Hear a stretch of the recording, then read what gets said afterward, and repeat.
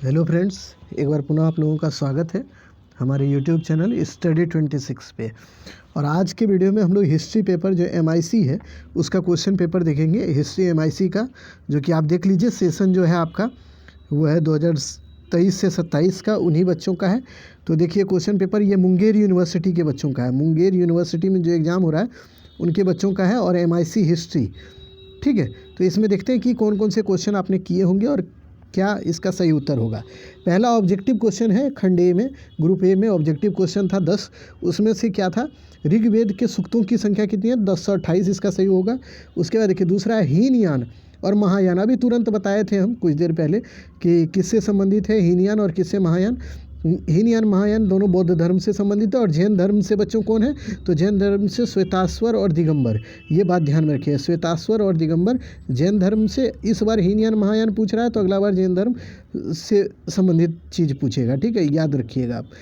उसके बाद आ जाइए, अगला क्वेश्चन देख लेते हैं हम लोग कि विशाल अन्नागार कहाँ से पाया गया है। तो ये मोहनजोदड़ो से होगा। अगर ये माफ़ कीजिएगा हड़प्पा रहता ना तो हड़प्पा सही करना था, लेकिन यहाँ पे ऑप्शन में ही हड़प्पा नहीं था, तो आपको ये मोहनजोदड़ो जाना होगा, ठीक है, ऑप्शन के हिसाब से। उसके बाद देखिए प्राचीन भारत का महान वैज्ञानिक कौन है, तो आर्यभट्ट है, ये तो आप सब जानते हैं। कविराज मार्ग यह किस भाषा में लिखी गई, तो ये कन्नड़ भाषा होगा। उसके बाद आ जाइए, अगला प्रश्न है युद्ध में विजय से संबंधित क्या था, ये खम्स था या खुम्स जो होता था दिल्ली सल्तनत का। ये एक जान लीजिए, आपको बताते हैं थोड़ा। जजिया जो होता है, जजिया और जकात, ये क्या होता है, तो जजिया ये गैर हिंदुओं पर लगता था, क्योंकि उनको जो प्रोटेक्शन मुस्लिम शासक प्रदान करते थे ना, उसके लिए जजिया उनसे लेता था। और खिराज और जकात ये होता है ना, ये मुसलमानों से लिया जाने वाला जकात होता था। और खिराज भी होता था, एक तरह का कर होता था। और खम्स जो होता था युद्ध में, जैसे कि मान लीजिए कोई राजा है, वो युद्ध किसी और राज्य पे, मतलब मान लीजिए कोई अकबर युद्ध किया और कहीं और के राजा को हरा दिया, वहाँ से जो भी धन प्राप्त होता था ना, उसी को खुम्स बोलते थे। तो ठीक है, युद्ध से संबंधित जो धन होता था उसको खुम्स बोलते थे। ये सही हो जाएगा, ठीक, याद रखिएगा। वैदिक काल में शिक्षा के प्रमुख केंद्र कौन थे, तो देखिए वैदिक काल में शिक्षा का प्रमुख केंद्र होता था क्या, जो कि गुरुकुल सिस्टम, लेकिन वो तो ऑप्शन ए में नहीं था, तो इसीलिए आपको तक्षशिला मानना होगा। चूँकि भारत का सबसे प्राचीनतम विश्वविद्यालय तक्षशिला है, जो कि हम बताए थे, वही आपको ध्यान में रख के इसको मानना था।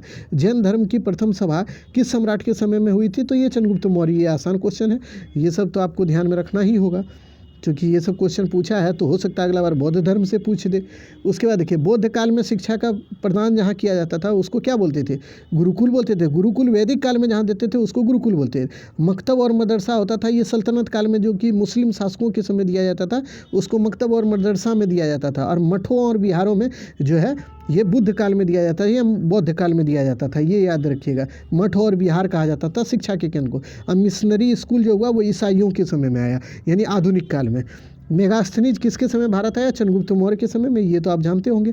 बाकी सब क्वेश्चन ऑब्जेक्टिव खत्म हो गया। उसके बाद देखिए सब्जेक्टिव ग्रुप बी में जो है ये शॉर्ट आंसर क्वेश्चन, जो कि 5 नंबर का एक क्वेश्चन था और 4 क्वेश्चन का उत्तर देना था, जो कि 20 नंबर का था टोटल। तो इसमें आपसे पूछा था अथर्ववेद क्या है, तो अथर्ववेद देख लीजिए प्लेलिस्ट में, पढ़ाए हैं कि नहीं। जैन धर्म में दिक् और काल की अवधारणा पर वर्णन करें। ये देखिए ये बहुत इंपॉर्टेंट और बड़ा VVI क्वेश्चन था, लेकिन बहुत डीप पूछा हुआ था। ये आसान क्वेश्चन नहीं था, अगर आप बना दिए होंगे तो बहुत अच्छी बात है, लेकिन ये आसान क्वेश्चन नहीं था। मतलब समय और स्पेस के बारे में जैन धर्म से रिलेटेड पूछ रहा है। तो इसको हम जब पढ़ा रहे थे ना, समय की अवधारणा, वहाँ पे थोड़ा बहुत इसके बारे में बताए थे, लेकिन जितना हम बताए थे उससे काम नहीं चला होगा। ये अगर बना दिए होंगे तो बहुत अच्छी बात है, नहीं बनाए होंगे तो वह भी ठीक है। उसके बाद देखिए पूछा है, इसमें थोड़ा सा देखिए ये हुआ ब्लर हो गया है, चूँकि ये क्वालिटी ही ये जो था क्वेश्चन का ये थोड़ा गड़बड़ आया हुआ था, फिर भी हम बता देते हैं।